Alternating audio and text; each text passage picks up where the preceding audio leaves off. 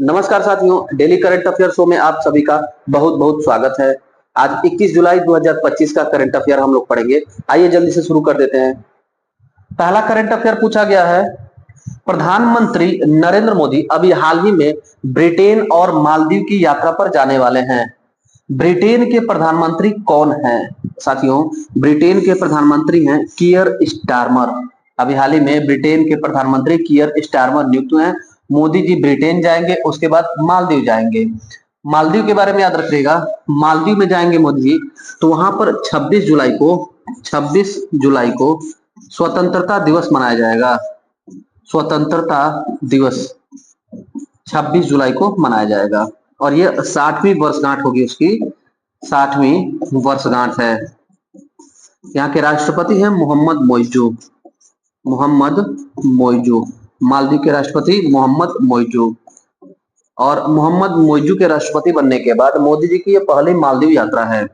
बीच में संबंध में थोड़ा सा खटास आ गया था भारत और मालदीव के। वर्तमान में संबंध फिर से बेहतर हो गए, क्योंकि हमारे देश की विदेश नीति है साथियों, भारत की विदेश नीति है पड़ोसी प्रथम की नीति है। मालदीव के बारे में एक चीज याद रख रखिएगा, 1990 के दशक में मालदीव में राजनीतिक संकट आ गया था, तो भारत ने मदद किया था ऑपरेशन कॉकटस चला करके। ऑपरेशन कॉकटस का संबंध किससे है पूछ देगा, कई बार परीक्षाओं में आया है। ऑपरेशन कॉकटस का संबंध किससे है? तो मालदीव में राजनीतिक संकट के दौरान भारत का सैन्य सहायता था। भारत का सैन्य सहायता मालदीव पर, ऑपरेशन कॉकटस। साथियों, मालदीव के बारे में थोड़ा सा स्ट्रेटेजी के याद रखिएगा। मालदीव की राजधानी है माले। और यहाँ की करेंसी है, मुद्रा है रुफिया। यहाँ की मुद्रा है, माले यहाँ की राजधानी है।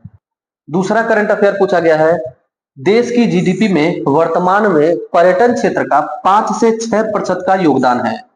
वर्ष 2047 तक इसे कितने प्रतिशत करने का लक्ष्य रखा गया है?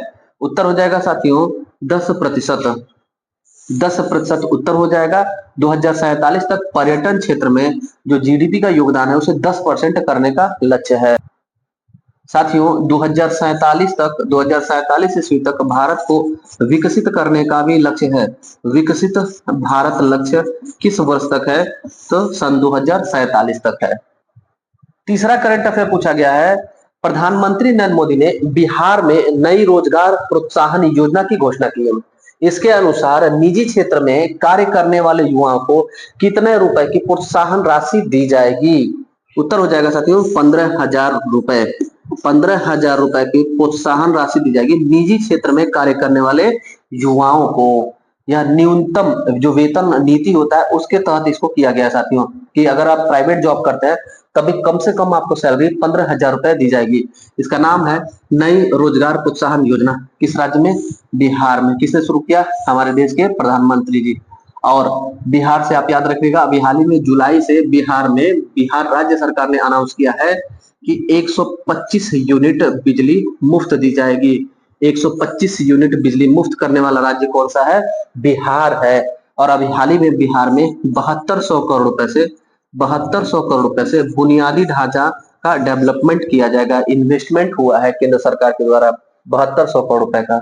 चौथा करंट अफेयर पूछा गया है, वित्त वर्ष 2024-25 में भारत के चाय निर्यात में कितने प्रतिशत की वृद्धि हुई है? निर्यात में पूछ रहा है साथियों, उत्तर हो जाएगा 2.85%। भारत में चाय निर्यात में 2.85% की वृद्धि हुई है। चाय के बारे में याद रखिएगा, अपने भारत में सबसे ज्यादा चाय का उत्पादन असम राज्य करता है और असम में भी लेटराइट मृदा में होता है। लेटराइट मृदा में चाय की खेती की जाती है। चाय में साथियों थीन पाया जाता है। इसके अलावा आप याद रख रहेंगे तंबाकू में क्या पाया जाता है? तो निकोटीन पाया जाता है। तंबाकू में निकोटीन पाया जाता है। इसके अलावा कॉफी में पूछता क्या पाया जाता है? कॉफी में कैफीन पाया जाता है। कॉफी में कैफीन, तंबाकू में निकोटीन और चाय में थीन पाया जाता है। चाय दुनिया में सबसे ज्यादा कौन उत्पादन करता है? तो दुनिया में 40% पूरे दुनिया का 40% चाय का उत्पादन अकेले चीन करता है। चीन दुनिया में प्रथम स्थान पर है। सेकेंड स्थान पर हमारा भारत है। सेकेंड स्थान पर चाय के उत्पादन में दुनिया में कौन है? भारत है। अगर खपत पूछेगा, खपत के मामले में सबसे ज्यादा कौन सा देश खपत करता है, चाय पीता है, उस मामले में हमारा भारत दुनिया में प्रथम स्थान पर है। पांचवा करंट अफेयर पूछा गया है, भारत के पहले आईआईसीटी परिसर का उद्घाटन किस स्थान पर किया गया? उत्तर हो जाएगा मुंबई। मुंबई में साथियों क्रिएटिविटी को बढ़ावा देने के लिए और विजुअल इफेक्ट की पढ़ाई के लिए, किसके लिए? क्रिएटिविटी और विजुअल इफेक्ट, क्रिएटिविटी और विजुअल इफेक्ट को बढ़ावा देने के लिए, इसके प्रति जागरूक करने के लिए, इसकी शिक्षा देने के लिए, इसका स्किल डेवलप करने के लिए भारत का पहला आईआईसीटी कैंपस का उद्घाटन हुआ है मुंबई में। परिसर को अंग्रेजी में कैंपस कहते हैं साथियों। पहला आईआईसीटी फुल फॉर्म जरूर याद रखिएगा, Indian institute of creative technology, लिख देते हैं यहाँ पर Indian institute for creative technology.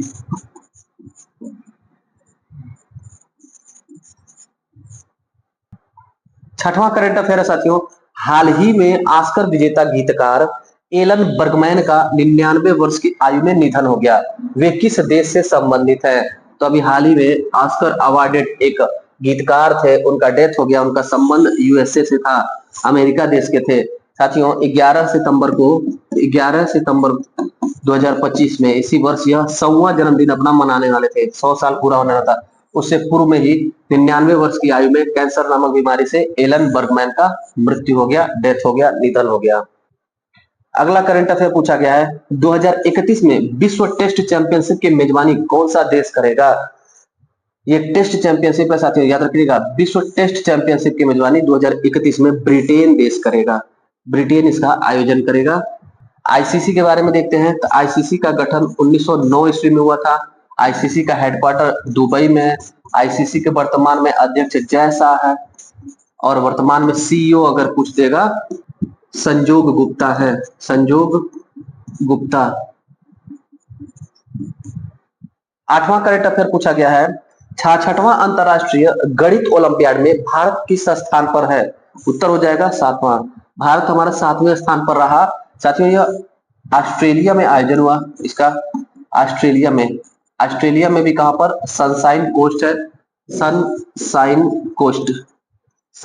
Coast Australia में 66वें क्रम का अंतरराष्ट्रीय ओलंपियाड और गणित का ओलंपियाड इसका आयोजन हुआ। इसमें हमारा भारत 7वें स्थान पर रहा, 7वां रैंक रहा भारत का। 9वां और अंतिम करंट अफेयर पूछा गया है, इसरो ने किस वर्ष तक एक भारतीय अंतरिक्ष स्टेशन स्थापित करने का लक्ष्य रखा है? उत्तर हो जाएगा साथियों 2035 ईस्वी तक। 2035 ईस्वी तक हमारे भारत का अपना अंतरिक्ष स्टेशन रहेगा, भारतीय अंतरिक्ष स्टेशन। जैसे साथियों आईएसएस है, आईएसएस इसका मतलब हुआ अंतरराष्ट्रीय स्पेस स्टेशन। अंतरराष्ट्रीय स्पेस स्टेशन यह वर्तमान में जो कार्यरत है, यह 1998 में निर्मित हुआ था, जो रूस और अमेरिका का है। रूस और यूएसए दोनों ने मिलकर के स्टैब्लिश किया है आईएसएस, अंतरराष्ट्रीय स्पेस स्टेशन, जहां पर शुभांशु शुक्ला गए थे। कोई भी अंतरिक्ष यात्री अगर जाता है तो अंतरिक्ष स्टेशन जो ये है यहीं पर ठहरता है। ये रूस और अमेरिका का है। तो भारत ने भी अनाउंस किया है कि 2035 तक हमारा खुद का भी स्टेशन रहेगा। अच्छा, इसरो के बारे में थोड़ा बात ध्यान रखिएगा। इसरो का गठन किस वर्ष हुआ था? तो 1969 में हुआ था। और इसरो को वैधानिक दर्जा कब दिया गया? तो 1972 ईस्वी में अंतरिक्ष आयोग के अंतर्गत आ गया था। इसरो के वर्तमान में प्रमुख कौन है? वी नारायणन है।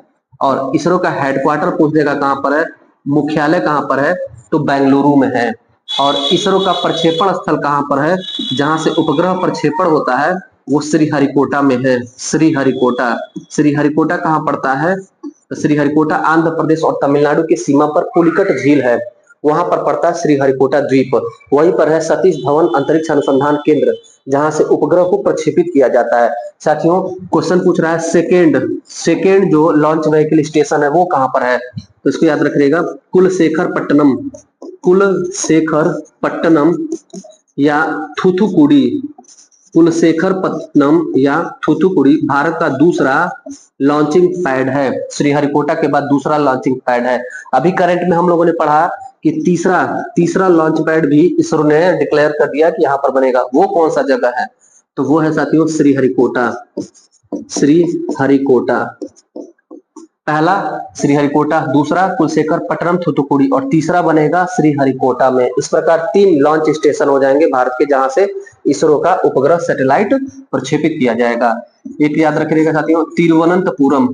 तिरुवनंतपुरम केरल की जो राजधानी है, यहाँ पर विक्रम साराभाई अंतरिक्ष अनुसंधान संस्थान स्थित है। विक्रम साराभाई अंतरिक्ष अनुसंधान संस्थान कहाँ स्थित है? तो तिरुवनंतपुरम में स्थित है। ये नाम याद रखिएगा। ये जनक है भारतीय अंतरिक्ष कार्यक्रम का। जनक पूछेगा तो कौन है? विक्रम साराभाई।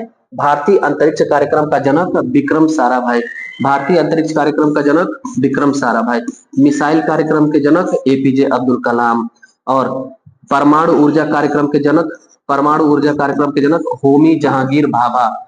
यहाँ पर बच्चे कंफ्यूज हो जाते हैं, इसलिए हम सारा डिटेल आपको बता देते हैं। ध्यान से देखिएगा, परमाणु कार्यक्रम का जनक भारत में होमी जहांगीर भाभा, अंतरिक्ष कार्यक्रम के जनक भारत में विक्रम साराभाई, मिसाइल कार्यक्रम के जनक एपीजे अब्दुल कलाम। साथियों, ये था आज का महत्वपूर्ण करंट अफेयर। कैसा लगा क्लास आज का? फीडबैक जरूर दीजिएगा, वीडियो को लाइक कर दीजिएगा, चैनल को जो साथी नए हैं वो सब्सक्राइब कर लीजिएगा। और साथियों, सपोर्ट करने के लिए अपने चैनल को स्टेटस में लगा लें, अपने ग्रुप में शेयर करें, अपने दोस्तों और जूनियर को शेयर कर दें। साथियों, मिलते हैं अगले क्लास में, तब तक के लिए धन्यवाद।